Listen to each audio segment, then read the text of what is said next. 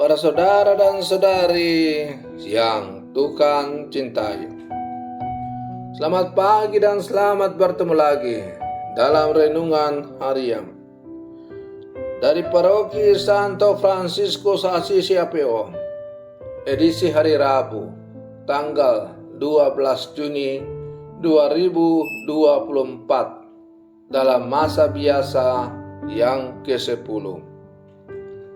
Mengawali hari yang baru ini, kita hendak mendengar dan merenungkan sabda Tuhan.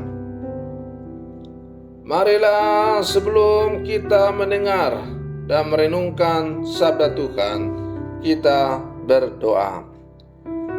Dalam nama Bapa dan Putra dan Roh Kudus. Amin. Allah Bapa Maha Kuasa dan Kekal, Engkau telah mengikat perjanjian dengan kami dalam diri Yesus Putramu terkasih. Semoga kami Kau curai rohnya, agar kami mengimani Engkau dan saling menaruh cinta kasih satu sama lain. Bersabdalah ya Tuhan, kami siap mendengarkan. Terpujilah Engkau Bapa, Putra dan Roh Kudus, kini dan sepanjang segala masa. Amin.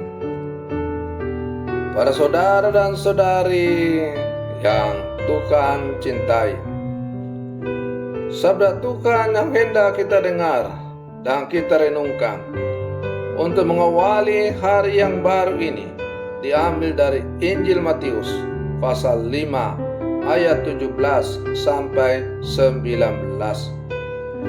Tuhan bersamamu. Inilah Injil suci menurut Matius.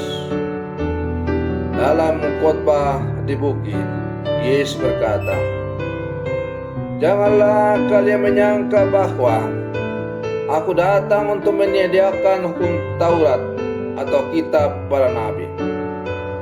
Aku datang bukan untuk meniadakannya, melainkan untuk menggenapinya. Karena aku berkata kepadamu, sungguh selama belum lenyap langit dan bumi ini, satu iota atau satu titik pun tidak akan ditiadakan dari hukum Taurat sebelum semuanya terjadi. Karena itu, siapa yang meniadakan salah satu perintah Taurat, sekalipun yang paling kecil, dan mengajarkannya demikian kepada orang lain, ia akan menduduki tempat yang paling rendah di dalam kerajaan surga. Tetapi siapa yang melakukan dan mengajarkan segala perintah Taurat, ia akan menduduki tempat yang tinggi di dalam kerajaan surga." Demikianlah sabda Tuhan. Para saudara dan saudari yang Tuhan cintai, Injil yang didengarkan oleh gereja pada hari ini menegaskan bahwa Yesus datang bukan untuk meniadakan hukum Taurat atau kitab para nabi, melainkan untuk menggenapinya. Maksud Matius adalah bahwa Yesus merupakan sasaran dari seluruh isi dalam hukum Taurat dan kitab para nabi. Karena itulah orang-orang Yahudi dan orang beriman diajak untuk mengerahkan pandangannya kepada Yesus, bukan kepada yang lain. Orang-orang Farisi dan ahli-ahli Taurat dalam cerita Injil melihat tindakan Yesus sebagai ancaman bagi kewibawaan hukum Taurat dan kitab para nabi. Sesungguhnya kehadiran Yesus justru mempertegas apa yang tertulis di dalam kitab Taurat dan kitab para nabi. Para saudara dan saudari yang Tuhan cintai, setiap orang beriman yang dipanggil untuk mengikuti Kristus, memiliki kewajiban untuk melakukan hukum-hukumnya, yakni hukum kasih. Yesus sendiri berujar bahwa hukum yang paling tinggi adalah mengasihi Tuhan Allah dengan segenap hati, segenap jiwa, dan dengan segenap akal budi. Selain itu, mengasihi sama seperti diri sendiri adalah bagian kedua dari hukum tertinggi itu. Dalam seluruh pewartaan dan pengajaran Yesus, Ia sangat menekankan perihal kasih kepada Tuhan dan sesama. Para saudara dan saudari yang Tuhan cintai, dengan beriman pada Yesus, seharusnya kita dibantu untuk melihat dan mengenal tuntutan-tuntutan Allah secara lebih jelas dan sederhana. Beriman kepada Yesus berarti memahami apa yang dikehendaki oleh Allah.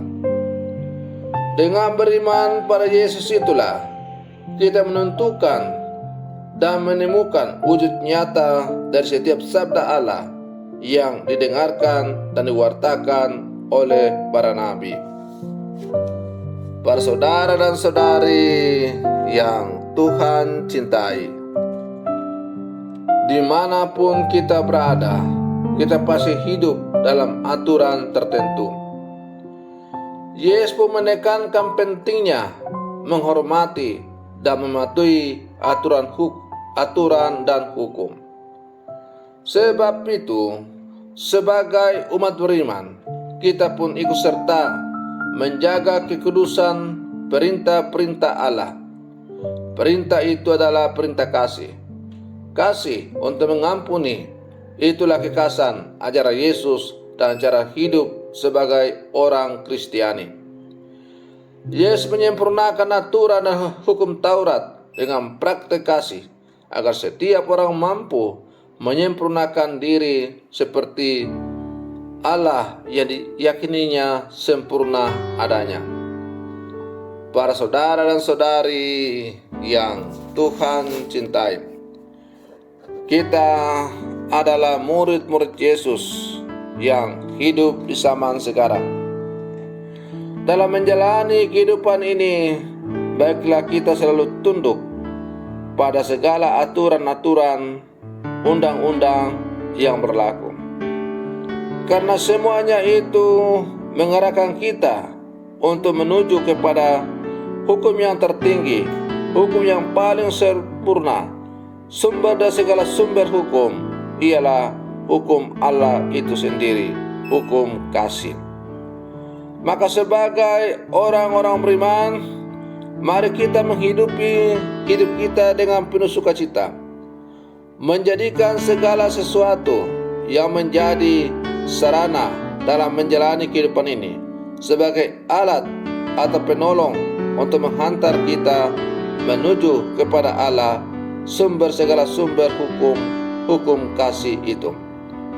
Semoga lewat kesaksian hidup kita masing-masing sebagai murid-murid Yesus, wajah dunia semakin diperbaharui dan semakin menampakkan wajah dari Allah sendiri yang penuh belas kasih. Semoga permenungan saya untuk mengawali hari yang baru ini semakin menghantar kita untuk menjadi murid-murid Yesus yang sejati. Selamat pagi, Tuhan Yesus memberkati.